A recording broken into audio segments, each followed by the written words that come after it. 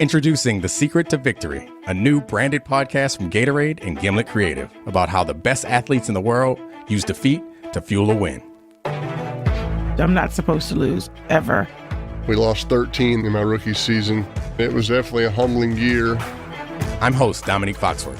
On The Secret to Victory, we'll hear from Serena Williams, Matt Ryan, Peyton Manning, and more. The Secret to Victory is out now.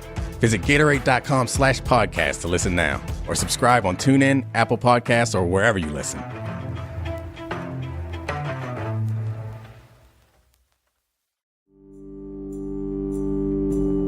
From Gimlet Media, this is Undone. I'm Pat Walters.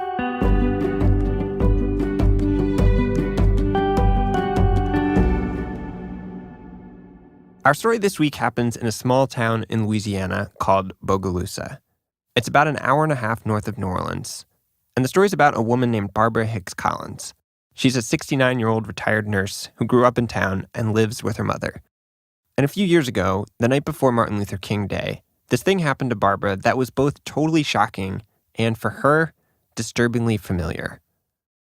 Barbara says she'd stayed up late that night and she'd fallen asleep on the couch. Here's Barbara. I had a knock on the door at 3 o'clock in the morning, very loud. And I went to the door, and I didn't even think. I knew my daddy would have said something about that, but I didn't think. I just went and opened the door, and my car was up in flames. Barbara's mom, who was in her 80s at the time, came running out of the house and grabbed the garden hose to go after the fire. The fire department came, put out the fire. Barbara says an investigator told her that the fire was probably sparked by a malfunction in the car's electrical system. But then a friend of hers who had come over to help out noticed something else. He looked at the top of this house, and there was a burnt area there. The fire was an arson.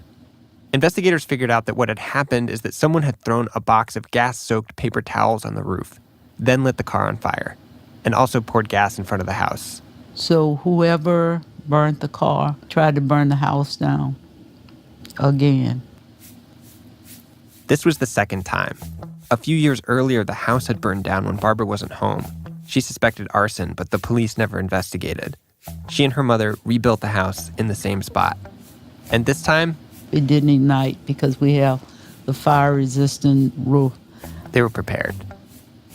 And the reason Barbara thinks this keeps happening to her is surprising. She says it's probably because she's trying to start a museum in Bogalusa. A museum that would highlight a moment in the 1960s that some people in town don't want to admit ever happened. I get the message. It's like, why are y'all bringing all this stuff up again? Why are you bringing it up again? And it's like... The story Barbara's trying to tell with this museum is a civil rights movement story. But it's one that complicates the version most of us know, the one about leaders like Martin Luther King Jr. leading nonviolent protests.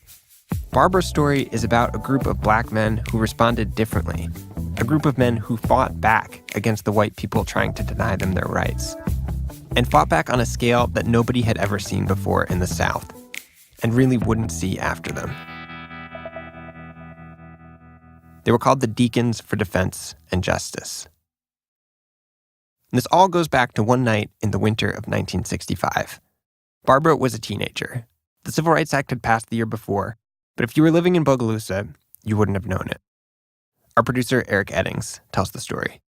My mom actually grew up in Bogalusa, and she remembers, as any black person would, that the town was completely segregated, separate everything. And it was a big Klan town. People said that if you were white and you weren't in the KKK yourself, your neighbor or your friend or your family member was. They basically controlled the town, and they stopped any civil rights activity from happening in Bogalusa. If you even talked about civil rights, the Klan came after you. They burn a cross in your yard, shoot at your house, or send you death threats. But that winter, things were about to change. Barbara's dad, Robert Bob Hicks, was involved with this group in town called the Bogalusa Civic and Voters League. The Voters League was the major force behind the civil rights movement in Bogalusa. And there were lots of important people in the Voters League, but for this story, we're following the Hicks family. So Bob Hicks pushed to bring in a couple white volunteers from the civil rights group CORE to help desegregate the town. And on the night of February 1st, they needed a place to stay. They could not go to a hotel or a motel because they wouldn't last the night. So my father said, you can come to my house. He knew this was dangerous. Steve Miller was one of the volunteers. So somewhere after the sun goes down, we go over to the Hicks's house. So Barbara, her family, and these two volunteers are sitting around the dinner table. Just talking about the day, and they were eating and just going over details. And we heard a knock on the door, very loud. You know, it stopped you. My father went to the door, and it was chief of police and some deputies. And I said, Robert, we need to talk to you. And he said, come in. And he came in, and he said, put those people out of your house. We are here to escort them out of town. Everyone in the room knew this was a threat because lots of cops were rumored to be in the KKK. And my father told them that these are guests in my house. They can stay as long as they want. And he said, there's a mob on Columbia Street, and I can't control them. If you don't put them out of the house, by morning, nobody in this house will be alive, and this house will be burned down. One of the volunteers said, hey, you're the police. Protect us. I never will forget the answer that the police give him. That's Reese Perkins, a friend of Bob's who was there that night. They told him we had 19,000 whites to protect, and we didn't have time. That's just the words he said. We ain't got time to protect you niggas. And so my daddy hesitated, and he said, no, I will not put them out. So the sheriff and his deputies left, and my father and mother immediately went into a mode that I had never seen before. We had a list of black men on the wall, the telephone numbers. And he said, go immediately and start calling these people and tell them to come to the house, bring your gun, and bring ammunition. Before you leave, make sure you call another black man and tell him to come. And my mom said, I'm gonna call somebody to come and get my children because I don't want my children to be killed. But as far as me, I'm gonna stay with Bob. A family friend put Barbara and her siblings in a car, and as they drove away, she looked out the back window. Black men had already started coming. They were coming through the alleys, across the street from different directions, walking, some in cars with guns, just that quick. 25 men came that night. They brought their guns and held them as they crouched by the windows and laid on the roof. These men would become Deacons for Defense and Justice. But that night, they were still just friends and neighbors. Friends and neighbors who stayed up all night, staring into the dark, waiting for a mob to come.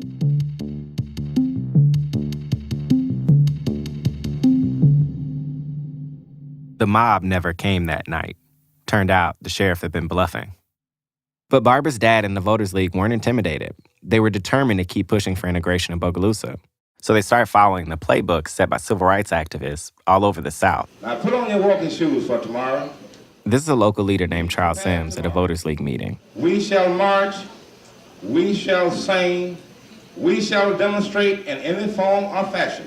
We can't turn around now. We are too far gone now to turn around. And soon, Barbara says they were marching a lot. Our life was you go to school, you come home, you get as much homework done as possible, and you go pick up a picket sign and you go to the march. That was our life. And every time they marched, Barbara and the other activists were attacked. And they would throw snakes in and snakes in? Yeah.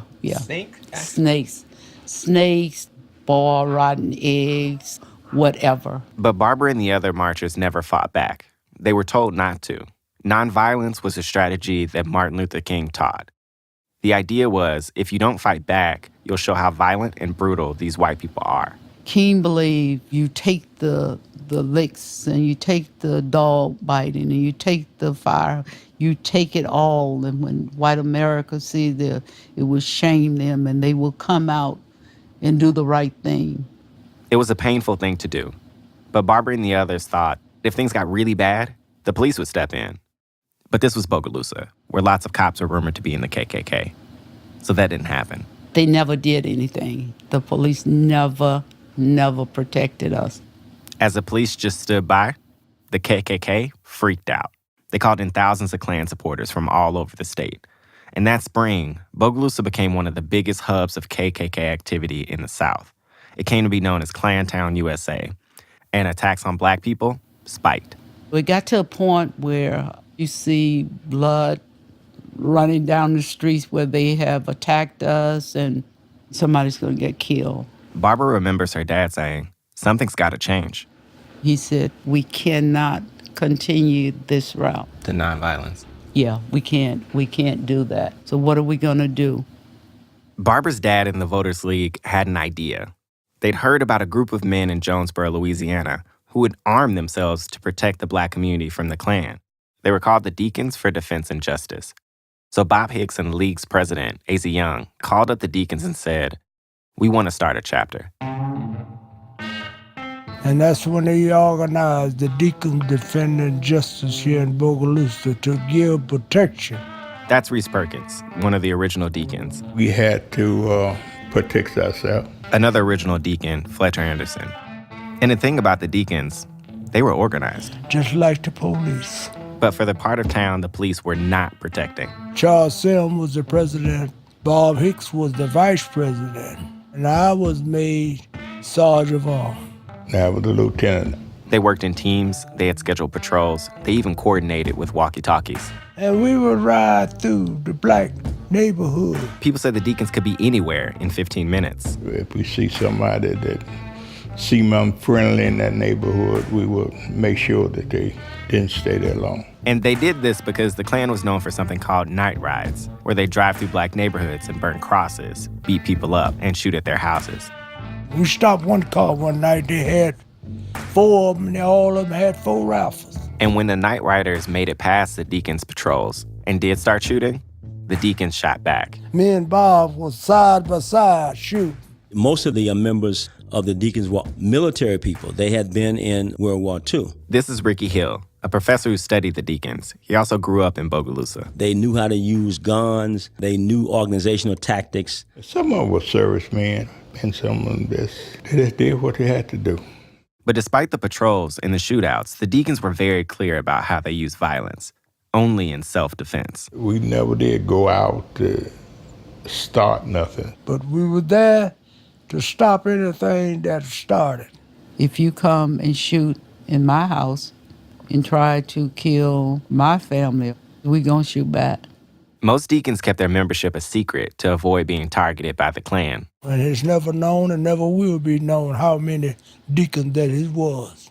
Some say there were 200 Deacons, others more, but they gave the impression that they were everywhere. And according to Charles Cobb, a former activist and author, this worked. Their presence made it clear that not everybody was going to be nonviolent, and that held a lot of the violence in check. Knowing the Deacons were out there put the Klan on edge. Daddy say they think a little different then. Take cross burnings. Before the Deacons, this was a leisurely activity for the Klan. They'd show up at someone's house, light the cross, and stand there to watch it burn. But now the Deacons would be waiting. And when the Klan pulled up, the Deacons would start shooting. And the effect of all this was it created space for civil rights workers to do the work of desegregating Bogalusa, which meant Barbara's dad and the Voters League could be bolder in demanding their rights because they had these men with guns backing them up. Ricky Hill says they filed lawsuits against the mill, the school system, even the police department. Somebody was always at the ready to file another suit. And by that summer, they were making a kind of progress they hadn't before the Deacons. Some national civil rights leaders started coming to town to lead marches. They recognized it was becoming an important spot in the movement, and they knew the Deacons could protect them. But the larger civil rights movement was uncomfortable with the Deacons. They didn't like that they were arming themselves. And because of that, some of the biggest leaders in the movement avoided and criticized him. Martin Luther King never came to Bogalusa. He thought the Deacons were a bad idea. We shouldn't be armed. We shouldn't be doing this. But not being armed left them vulnerable to brutal attacks, like the time that summer when they tried to peacefully integrate a park. The Deacons brought their kids, and white people attacked. The police set a dog on Barbara's little brother. And in June, when the Voters League convinced the sheriff's department to hire 2 black deputies, they were shot, and one of them was killed. It seemed like every time the black community got a win, the KKK retaliated. When you look back on it, you wonder why Bogalusa just didn't explode and everything get torn up and burned down and everything. This was an armed camp on both sides. That's Harold Ritchie, a former state rep who grew up in Bogalusa. Things felt close to a breaking point. And then one day in July, the town reached it. It started with a march to City Hall, a march that seemed like any other march. There were a couple hundred activists, mostly black people, and a big group of white people had come out to protest. They were shouting and threatening the marchers, and then one of the white people threw a rock into the march, and it hit a black teenager named Hattie Mae Hill. It was a solid object because the first thing I thought that a policeman had hit me with a billet. She fell down, and a mob of white people surrounded her. The whites surrounding the area, which it was many, it was a lot. They started hitting her, tearing at her clothes. Finally, a couple deacons ran over, grabbed her, and pushed her into a car. When they turned around, 2 white men came out of the crowd and started hitting them. The mob was closing in all around them, trying to get at Hattie Mae. You know, they wouldn't stop. They were tussling and... And I put my head down, and then I heard 3 shots. When Hattie Mae looked up, a white man was laying on the ground. One of the deacons, a man named Henry Austin, had shot him. A black man shot a white man in broad daylight. All those whites that would surround the car, they would have killed all of them if they didn't have any protection. How did that ripple through the town? It was a confirmation that they will shoot back. A public confirmation. Coming up after the break, the federal government steps in and surprises Bogalusa and the KKK. And Eric goes to Bogalusa, to the Walmart, to talk to people about race. So have you guys missed each other? You know, he asked the weirdest questions. No, I mean, I don't know. I'm Jonathan Goldstein, and I host Heavyweight, a podcast about returning to the past to change the moment when everything went wrong. Well, I want to be vulnerable with you, but... Sorry, I just dropped the recorder. You can hear Season 1 of Heavyweight on iTunes or wherever you get your podcasts. I feel different, Johnny. I just feel so different.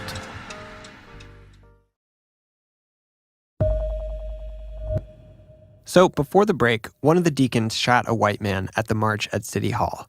A black man had shot a white man in broad daylight. The deacon was arrested, taken to jail, and immediately transferred out of Bogalusa. The police were afraid a mob might try to kill him if he stayed in town. The white man was listed in critical condition that night. And this shooting had a really big impact, and not just in Bogalusa. For the black community, it was a relief. They'd been living in terror for decades, with no protection.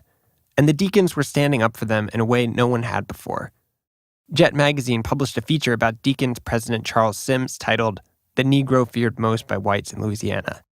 And that headline wasn't just hype. This shooting terrified lots of white people. The New York Times ran a story with the headline, "The Deacons Too Ride by Night," that described them as vigilantes who were eager to shoot white men, and included a quote from Deacons President Charles Sims, who said, "If blood is going to be shed, we're going to let it run down Columbia Road. All kinds. We are not going to send Negro blood down Columbia, all by itself." Some white people started talking about the Deacons like they were a black version of the KKK. An idea civil rights leaders like James Farmer thought was absurd. How many people have the Deacons lynched? None. How many people have they strung up from trees? None. How many homes have they bombed and how many churches have they burned? None whatsoever. But a lot of white people did view the Deacons as a sort of black KKK, and they started to panic. The mayor called the governor called the vice president, and asked him to send in the National Guard. Like, we need everybody. We've got black men running around with guns. And then in mid-July, the federal government stepped in. And surprisingly, they stepped in to defend the Black community. They issued a series of injunctions, basically court orders. The first said to the Bogalusa Police Department, do your job. Protect Black people. You either protect or you're going to be fined and you are going to jail. Another ordered the Klan to stop attacking Black people. No more night rides, no more beatings, no more terrorizing the community. And more importantly, it identified Klan members by name. It was so much at stake for the Klans because they were required to produce a list of every Klan member. Over 200 names eventually came out, and because secrecy was so important to the Klan, this was a crushing blow. And none of this would have happened without the Deacons. This was one of the first times the DOJ had enforced the Civil Rights Act, a law nobody was really following. And this sent a signal that the federal government was serious about desegregation. Charlie Cobb, the activist and author, says pretty soon, you see a steadily diminishing number of armed assaults on Black people. In Bogalusa and across the whole South. So it began to change. And finally, Martin Luther King called on the Deacons for help, even though he publicly distanced himself from their tactics. It happened in June of 1966. James Meredith was an activist and the first African-American admitted to the University of Mississippi. He was marching alone from Memphis, Tennessee to Jackson, Mississippi. And on the second day of his march, he got shot. He was sent to the hospital, but Martin Luther King wanted to continue the march and asked some of the biggest leaders in the civil rights movement to join him. But they said, no way are we going to walk up and down the highways of Mississippi with no protection. We're not moving unless the Deacons are here. King pushed back. Remember, he wasn't exactly a fan of the Deacons, but eventually he agreed. King was not going to march those highways by himself. And so the Deacons protected King.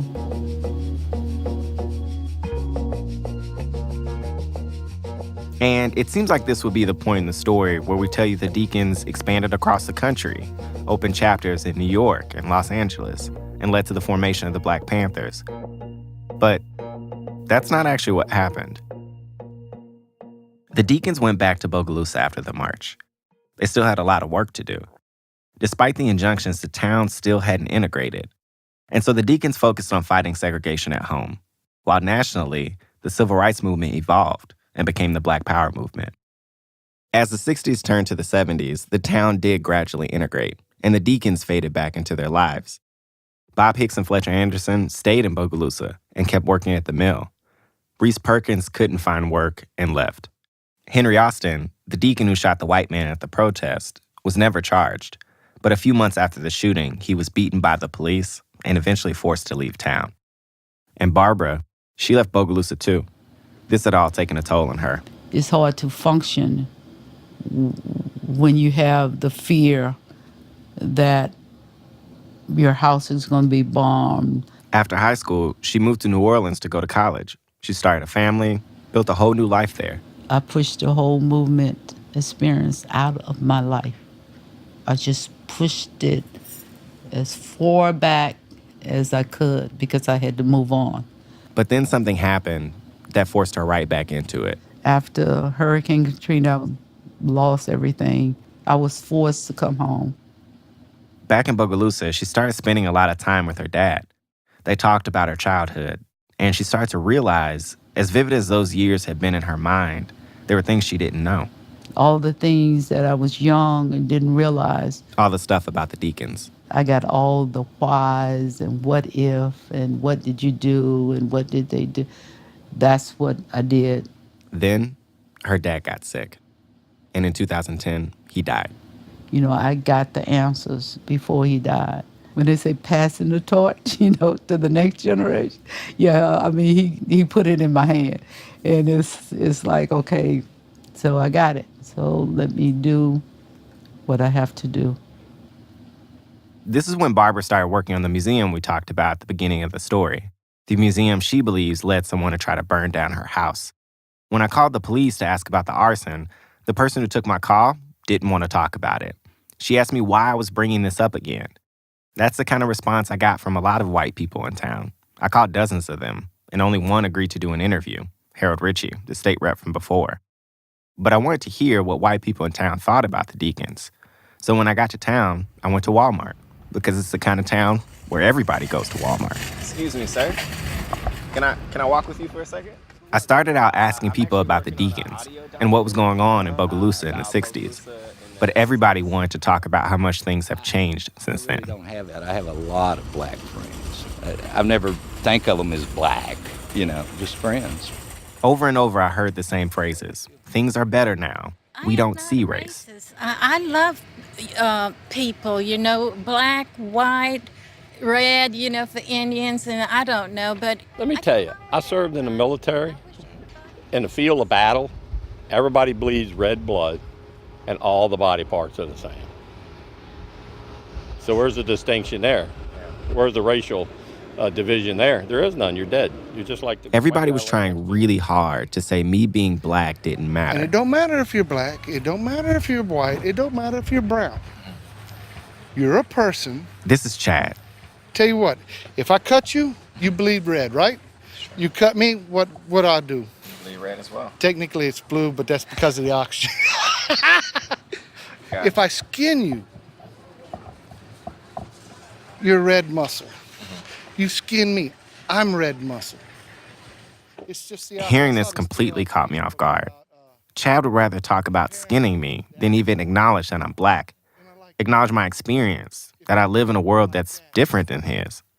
We had this conversation in July, just a couple days after the police shot and killed Alton Sterling in Baton Rouge, an hour and a half away from Bogalusa. And what seemed to really upset Chad, and a lot of the people I talked to, was the Black Lives Matter movement. It came up in almost every conversation, unprompted. Nowadays, and it really gets to me, especially, and I don't want to come off like I'm a racist, because I'm not. I'm not. But to me, they got like Black Lives Matter. To me, that's just as racist as, say, the KKK. And you want to know why? Just as racist as a KKK. It made me think about the way some people described the Deacons in the 60s. Like the Deacons wanted to hurt white people, which is just not true. And I told Chad, Black Lives Matter isn't out to get white people. They're just saying black people don't feel safe. I mean, I don't feel safe. But here's the problem. If they would shut the hell up, excuse my language, they would shut the hell up and do what the officer says, I guarantee you 99.9% of the time, they're going to be alive, they're going to be in jail, but they're going to be alive, okay? That's one of the problems. I can't believe that after 50 years, we're still getting this response. Black people need to shut up or they die. That's not much of a choice. And the Deacons got that. They wanted people to know you don't have to shut up or die. And I think Black Lives Matter gets it in the same way. Obviously, their tactics are different, but they're saying the same thing. You should be able to be a black person and be safe. I should be able to feel safe. And so should Barbara Hicks. And she should be able to tell this story without looking over her shoulder. Barbara took us out to the museum. She's building it in the house she grew up in, the one where the Deacons formed on that night back in '65. Last year, she got the house landmarked. And now, there's one of those big brown metal signs out front. Would you read a bit of it? Okay. The Hicks home was the birth and the meeting place for deacons, foot soldiers, lawyers, civil and human rights advocates, and a safe haven for all. But the house itself is kind of falling apart. All the foundation, the seals and the joints, the whole thing, they were just rotten. I mean, this house. People have vandalized it, broken the windows, stolen the copper pipes. Sometimes I stand out here and, I talk to the young people standing on the corner. Do you know who lived in this house? Do you know what he did? Do you know why you're going to Bogalusa High School that once was all white? Do you know what people did? People died for you to have your rights. And this house represents this. This is where they live. So how can you just break in and vandalize the house?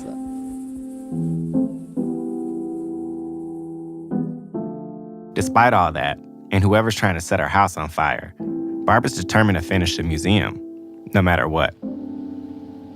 what I wanted my mom to do was to put some kind of barricade around the house so that whenever anybody come on the property, the lights and stuff would go on or so. But I'm okay. I have a praying mother, and she said, it's going to be okay.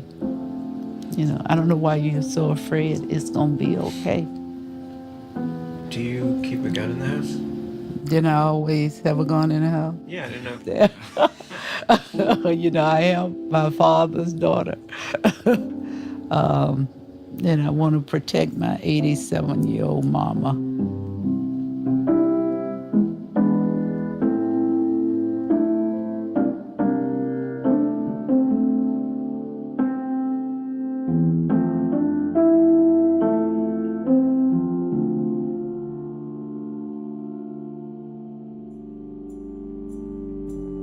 This episode of Undone was reported and produced by Eric Eddings and me, Pat Walters, along with Julia DeWitt and Emmanuel Berry.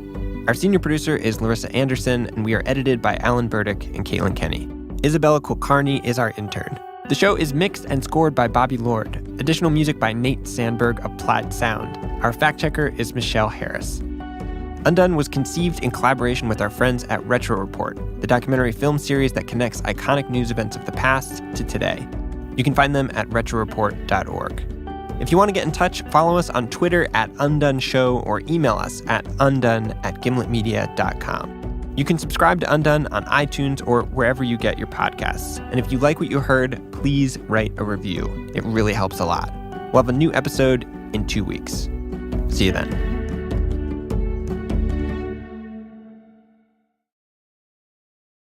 Hey, Pat. Hey, Eric. So there's this piece of tape that I wanted to play you that we just didn't have a chance to fit in the story. Great. Is it good? I think it's pretty good. Yeah. It made me cry. So, all right, that's pretty good. So what is it? So it's a recording of a Voters League meeting from right after the shooting that's kind of at the middle of the story. Mm-hmm. There's this woman who gets up to lead the meeting in a song of Take My Hand, Precious Lord. And it's just one of the most beautiful, imperfect, haunting songs I've heard. And do we know who she was? We don't. She was never identified.